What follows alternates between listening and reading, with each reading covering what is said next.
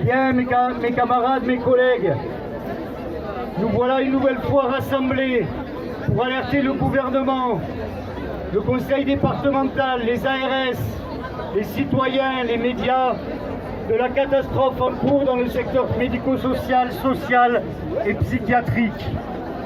Toutes les associations, tous les services et établissements sont déstructurés, démantelés, année après année, par les gouvernements successifs.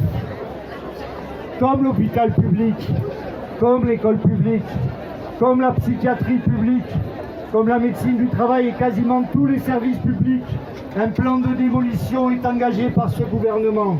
Pourquoi vous êtes aujourd'hui à ce rassemblement? Parce que nos conditions de travail se dégradent, tout comme les accompagnements du coup des personnes accueillies. Trop de demandes au niveau des gestionnaires au détriment de notre présence auprès des personnes accueillies. Beaucoup de travail administratif chez des cases et peu de temps auprès des usagers.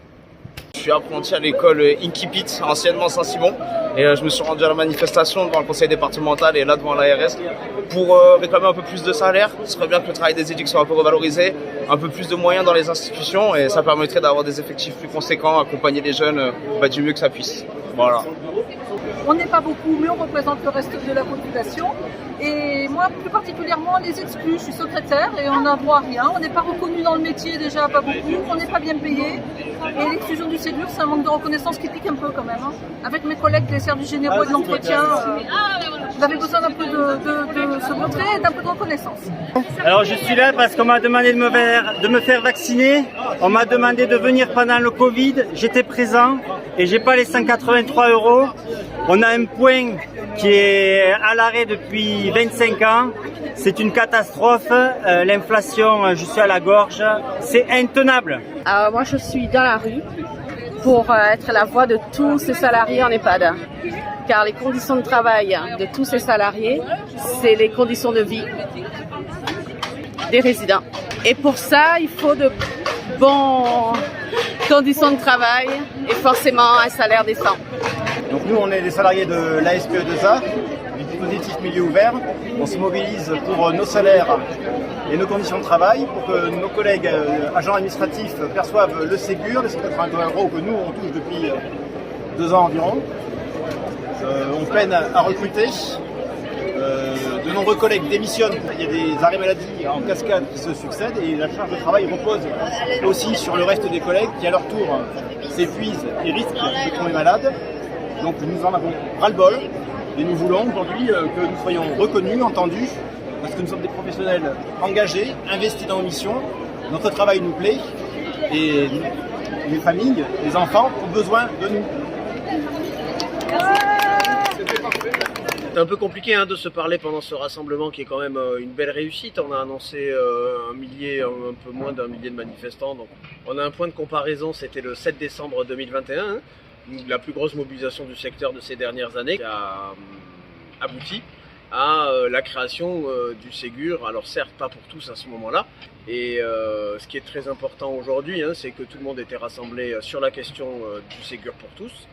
Que heureusement tous les collègues ne nous ont pas quittés, tous les exclus, mais plus généralement il faut des augmentations de salaire et c'est ce qu'on a pu faire valoir lors des entretiens avec l'ARS ou avec le conseil départemental.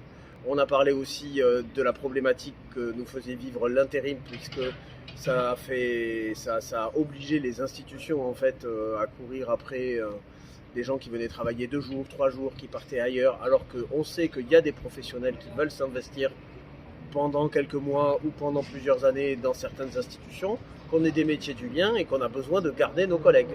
Voilà, on a besoin quand on travaille avec des jeunes, avec des seniors, avec des autistes, avec des personnes handicapées, le lien, ça s'institue pas sur 3 jours, ça s'institue sur le temps long. Voilà. Bon, bien sûr, il y a les questions de salaire, mais il y a aussi les questions de conditions de travail et c'est ce qu'on a pu faire valoir aussi bien là à l'ARS qu'au conseil départemental. Est-ce qu'on a été entendu ? On a été entendu. Est-ce que ça va changer aujourd'hui quelque chose? Non, il faudra se remobiliser. Par contre, les employeurs, ils savent compter. Nous étions très nombreux en grève. nous étions nombreux en manifestation, même si ça paraît petit, en fait nous ne sommes pas un énorme secteur.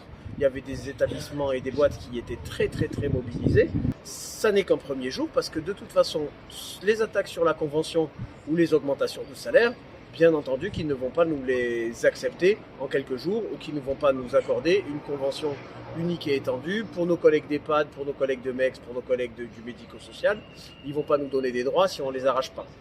Et ce n'est que la première étape d'une longue mobilisation qui va durer sur plusieurs mois, mais peut-être même sur plusieurs années, parce que les négociations sur les conventions collectives, il faut être prêt à se lancer dans une bagarre qui sera longue, mais qui sera victorieuse si on est toujours aussi nombreux que ce qu'on était aujourd'hui.